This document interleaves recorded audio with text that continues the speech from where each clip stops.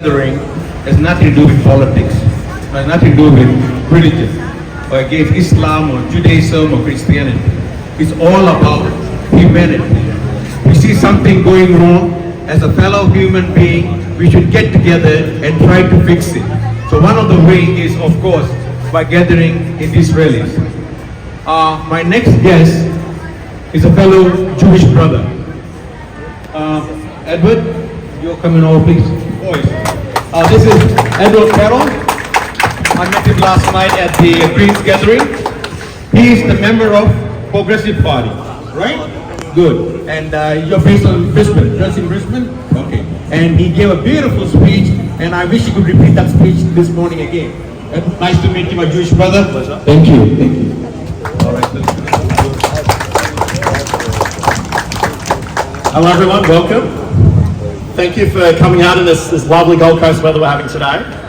It's really heartening to see that no matter how hot it is, no matter how wet it is, people still turn up for Palestine. And I think it's important that we do still keep turning up.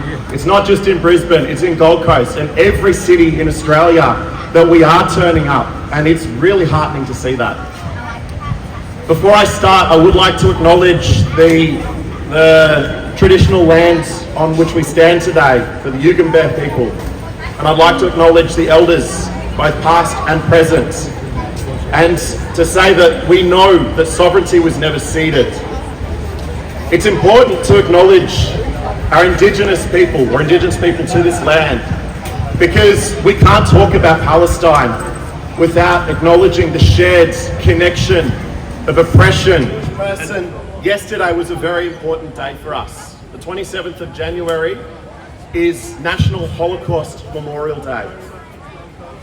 And in the Melbourne Holocaust Museum, there's a plaque that sits out the front, and it commemorates the moment in 1938 where a delegation of Indigenous Australians marched to the German consulate to speak out against the atrocities that they knew that the Nazi German government was perpetuating against the Jewish people at the time. They were the first people in the entire world to do so.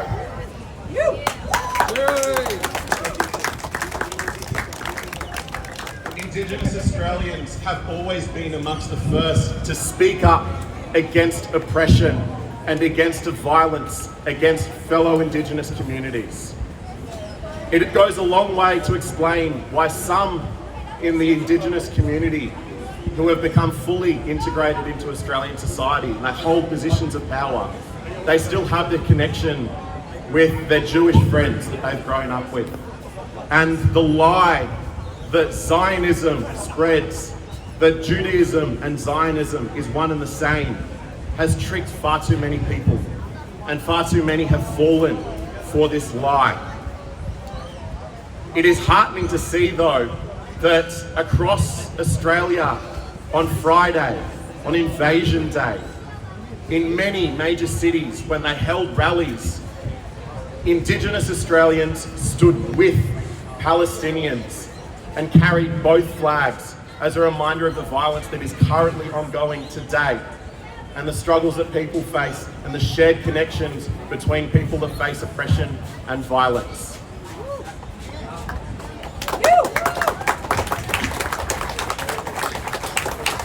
I stand before you today as a proud Jewish Australian. I'm proud of the fact that I live in a country that is by and large safe for the majority of its people. A country that there is freedom of expression for many, but not for all. And where we have the right to protest, a right that is currently being challenged and being threatened by state and federal governments around Australia. We need to be very clear that we need to keep our freedom of expression and challenge the positions of power in Australia to make sure that everyone can become free. We need to stop the culture wars and the right-wing populist rhetoric that pushes violence and hatred and division while trying to accuse everyone else of being the ones doing that. We must reject that rhetoric and that speech at all levels of government. I am a proud Jewish man, but I am ashamed of both my government in Australia and far too many of my brothers and sisters. They have fallen for the lie of Zionism, almost as a shared trauma after the Holocaust. Because before the Second World War, before we faced these atrocities and this generational trauma that has affected so many of the Jewish population, all of the Jewish population, Zionism wasn't the mainstream view. Zionism is an anti-Semitic rhetoric. Zionism has its roots in white supremacy and anti-Semitism, and it must be rejected.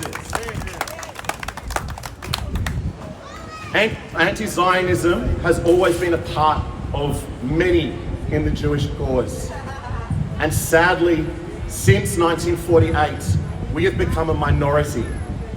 But I challenge all of my Jewish friends, all of my brothers and sisters, to stand up, to reject Zionism, to reject the lies of hatred to our fellow Arab and Muslim and Christian populations. If we talk about our shared experience from religion, Jews and Muslims and Christians come from the one heart.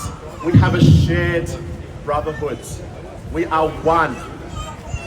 And we must reject the hatred that divides us from our shared history. For many centuries and millennia, Jews and Muslims and Christians have lived in peace. In Spain, before the Catholics drove out Christians and Muslims alike to claim it for themselves, they lived in peace. And then we had the Dark Ages. They were streetlights 1,000 years before they were reinvented in Spain because of the shared history and peace between Jews and Muslims and Christians. We need to move back to that. We need to move back to that shared experience and that peace that we had. Israel and the state of Israel is built on a foundation of lies and of genocide from the very beginning, from 1948. It is not a Jewish project, it is a Zionist project. The state of Israel is not a Jewish state, it is a Zionist state. It is a settler colonial project. And the damage for Jewish people in the lie that Zionism and Judaism is the same is that the forces that seek to hate Jews and Muslims will use that to their advantage. We see the rise of fascism in Australia, and they use the fascism of the Zionist government to push their hatred and their Islamophobia. And then when their goals become complete, they will turn on the Jewish population, because that is how their hatred works. We must reject that from the start. We will reject hatred.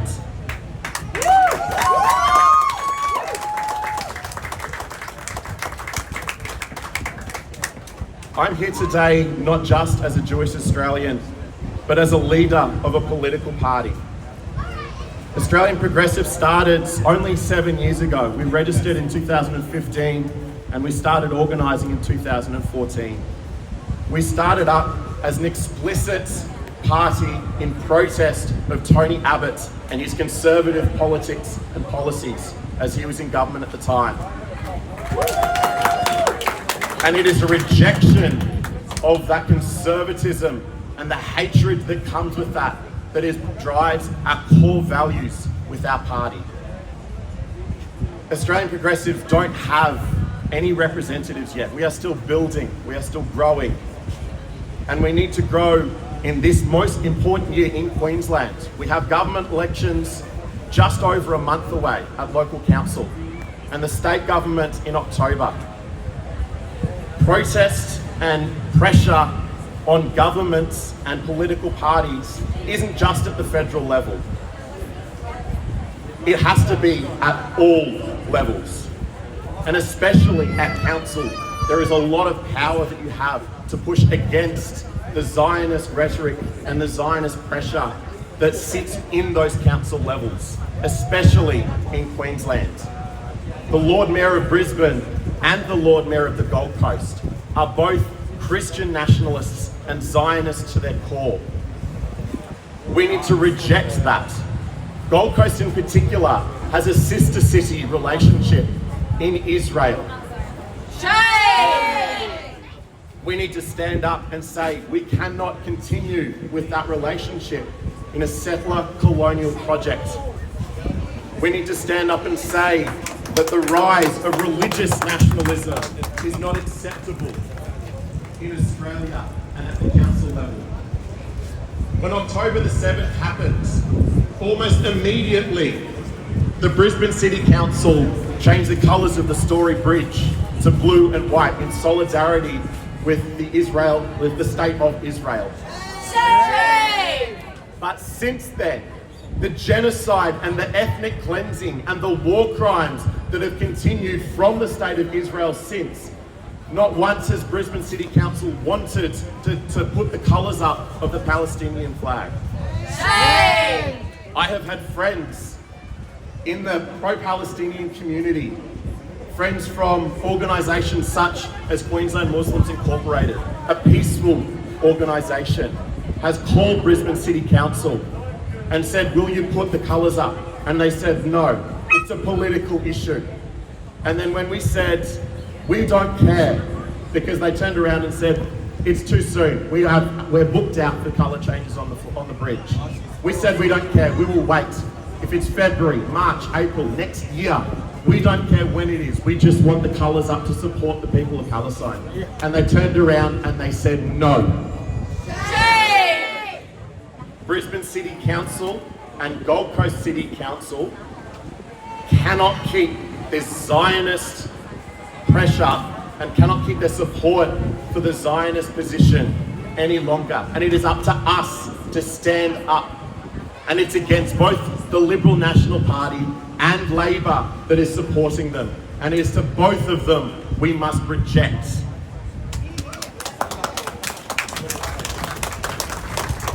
Labor in particular is always happy to take volunteers and take votes from different groups in the community, from Muslims and from different ethnic groups, from Indians and Vietnamese, all around the country where there are groups of different ethnic societies that are enmeshed in Australia and are part of the beautiful fabric that makes Australia.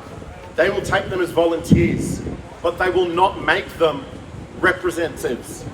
They will not put them into Parliament because they don't see them as worthy enough. Shame! Queensland Parliament in particular is the least diverse in Australia. It is overwhelmingly white, and it is one of the most multicultural places in Australia. We have populations all across the state, and they are not being represented. There is greater representation for African Australians in the Wiggles than there is in Parliament. Think about that. Think about that. There is greater representation for Pacific Islanders in play school than there is in Parliament. How do we fix that? By standing up, by joining political parties that are explicit in their support for Palestine and in their need to have diverse communities represented in Parliament. It's not okay to go to Labor and say, if we give you our votes, will you give us your support? And then continue to support them when they turn around and ignore you and belittle you and move away from you until the next election where they need your help again. Australian progressives don't have representatives yet, and I hope that people will join and will stand up for the party and will stand as representatives of the party. And I would like to say that there is only one party that is currently standing up that has representatives in Parliament, and that has been pushing for the people of Palestine and for diverse representation. And I would like to thank the Greens for being the party to do that. It is important that we acknowledge when other political parties do the right thing.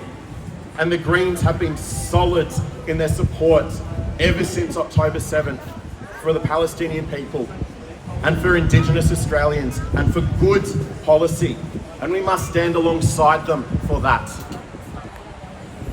At the end of the day, I'd like to say to you, we need to reject the lie of Zionism, that Judaism and Zionism is one and the same.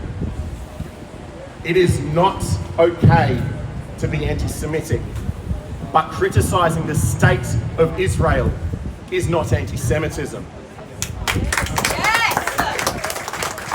It is okay to criticise the state of Israel. It is okay to criticise the atrocities that the state is doing. And it is not in our name.